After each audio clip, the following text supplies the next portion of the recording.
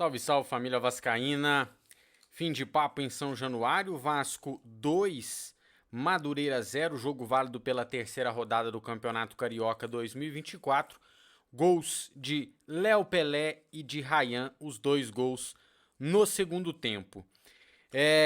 Bom, tem algumas coisas para falar, não só da bola rolando. Primeiro, que camisa maravilhosa, parabéns aos designers, para mim acertaram em tudo.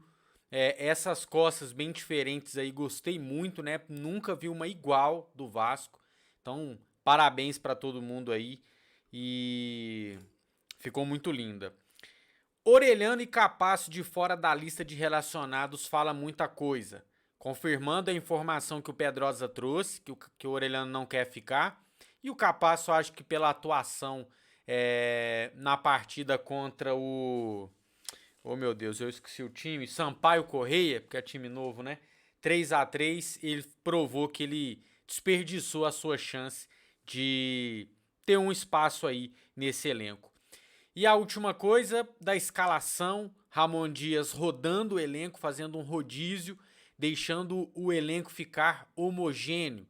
Se você, nesse começo de temporada, repete muito uma escalação, o elenco vai ficando heterogêneo, jogadores com ritmo de jogo e outros com praticamente nada. Então ele vai equilibrando a minutagem aí, é o planejamento inicial para mim correto, né? E dando oportunidades para muita gente que não vem jogando, um Julião na lateral esquerda que para mim foi bem, um Ryan que entrou, meteu o gol, o Deluca agora sim jogando um pouco mais na sua posição, enfim, dando oportunidades e a gente já vendo quem pode ajudar e quem não vai dar conta do recado.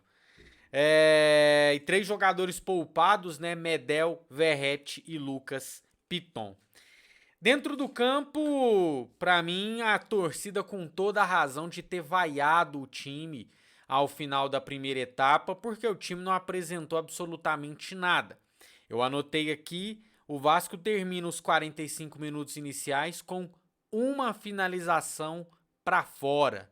E só, nenhuma finalização no gol, apenas uma para fora contra 4 para fora do Madureira. É verdade que o Léo Jardim foi fazer sua primeira defesa já nos 30 mais ou menos minutos do segundo tempo, então o Madureira assustou muito pouco, é um time que também produziu muito pouco, mas ofensivamente o Vasco não mostrou nada. No segundo tempo, um outro time, com a entrada de principalmente o Paulinho, que deu uma dinâmica muito boa, e claro, Dimitri Payet, que de novo desfilou em campo.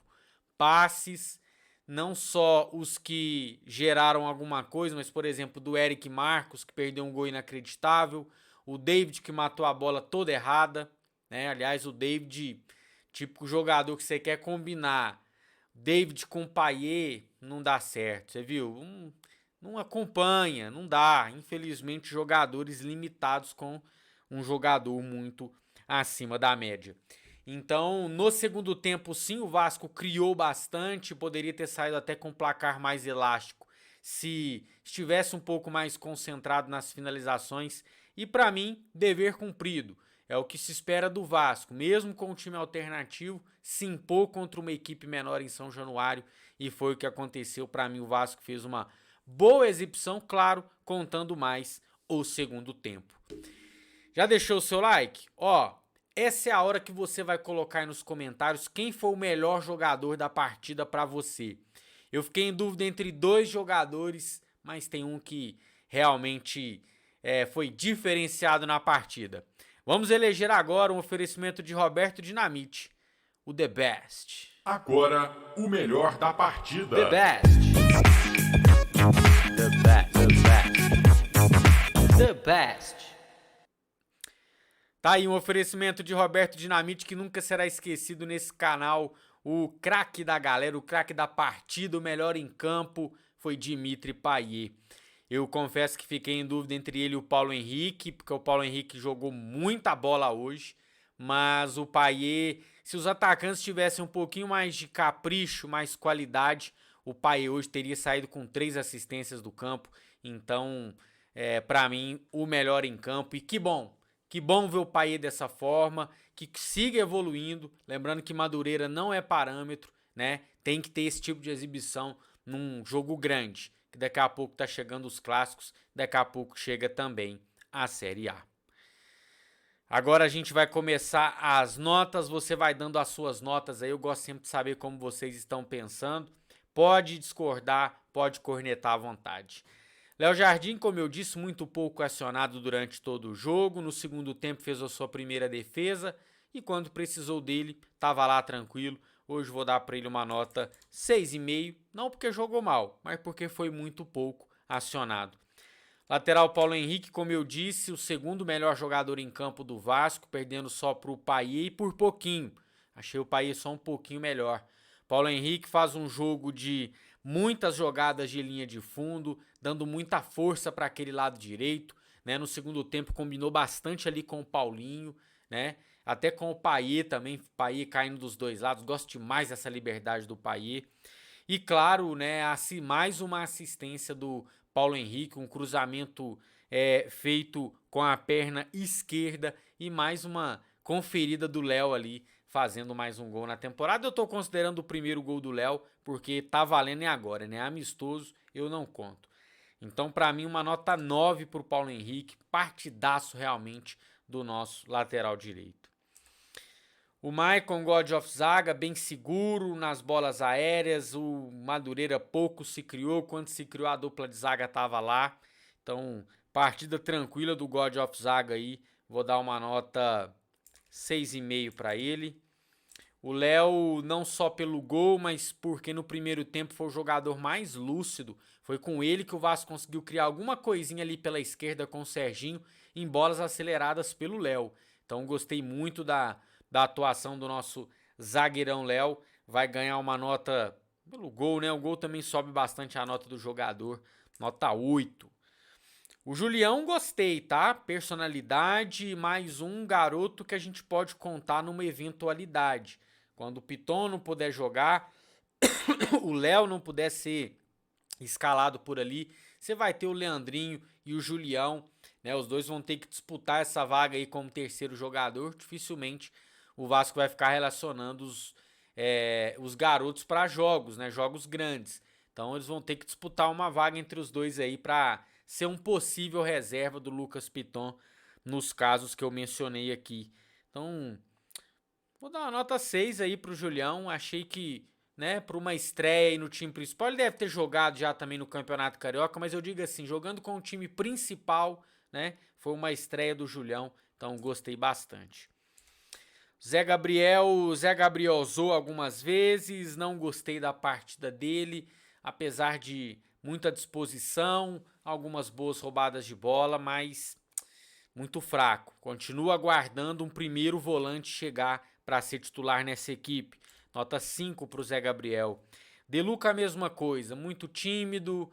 Quando pega na bola, toca aqui de lado, não compromete. Não é aquele jogador ruim que você fica, né, prestando atenção nele porque ele erra muito, mas é um jogador muito discreto, muito burocrático.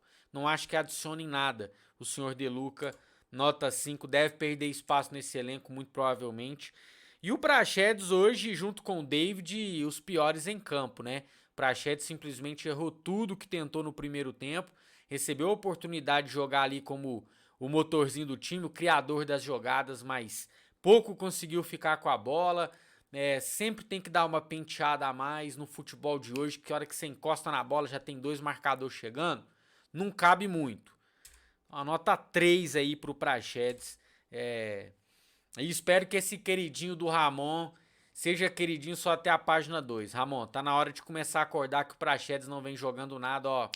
Já tem muito tempo, né? Tá faltando você ver isso aí. Mas entendo a questão de gestão de elenco e tudo mais. Quem mais, hein? Rossi, pô, inoperante, sumido, não faz aquelas jogadas que a gente costumou ver o Rossi fazer, de jogar na frente, correr atrás dela, fazer o cruzamento. Tá sempre recebendo, já quer cruzar ali da intermediária mesmo, ou toca de lado. Muito mal mesmo o Rossi, não gostei da partida dele, vou dar uma nota 4. O Serginho, muito esforçado, no primeiro tempo conseguiu alguma coisinha ali, né, como eu falei, umas jogadinhas do Léo. No segundo tempo melhorou um pouco mais, tentando bastante as jogadas, mas esbarrando em alguma limitação, em alguma falta de entrosamento também com os companheiros. Vou dar uma nota 6 para o Serginho. O Ryan, pelo gol, não vinha bem no jogo, estava sem confiança, perdeu uma boa oportunidade no primeiro tempo que estava valendo e uma que já estava impedido, mas que não pode perder, né? Mas tudo bem porque não estava valendo. Faz o gol, né? Um gol que também conta com um desvio, mas tá tudo certo. É um garoto de 17 anos que tem que ir quebrando esse gelo. Antes da gente exigir coisa técnica, tem que deixar o menino ter mais confiança, mais rodagem nesse time, né? Aguentar jogar em São Januário, aguentar uma impaciência do torcedor, né? Microfones, câmeras, vai mudando muito rápido na vida desses meninos. Então, achei tranquilo aí esse jogo do Ryan com o time principal. Então, pelo gol, né? Pelo gol vou dar uma nota 7. Vou dar uma nota 7 aí pro Ryan. Acho que tá de bom tamanho. O David, como eu disse, um dos piores junto com o Praxedes, errou tudo também. Estou ali querendo jogar com o Payet. O Payet deu uma risada até que, pô, tá de sacanagem, né? Quando era pra acelerar, ele travou. A hora que o Payet passa pedindo a bola, ele segura. A hora que o Payet desiste, aí ele toca pra linha de fundo pra ninguém. Então, um jogador muito limitado que eu achei que na vontade iria ser útil, iria mostrar alguma coisa. Até agora, nem isso, sabe? Eu vi uns momentos ali de marcação, o David só acompanhando, fazendo aquela marcação de olho. Se você, meu amigo, que é limitado em comparação com os outros do time, não tentar superar isso na vontade, você vai perder espaço nesse time já. Você só vai estar entrando quando for a última opção. Então, não gostei da entrada do David. Vou dar uma nota 3 para ele aí, a mesma nota do Praxedes. O Paulinho, pelo contrário, mudou o jogo.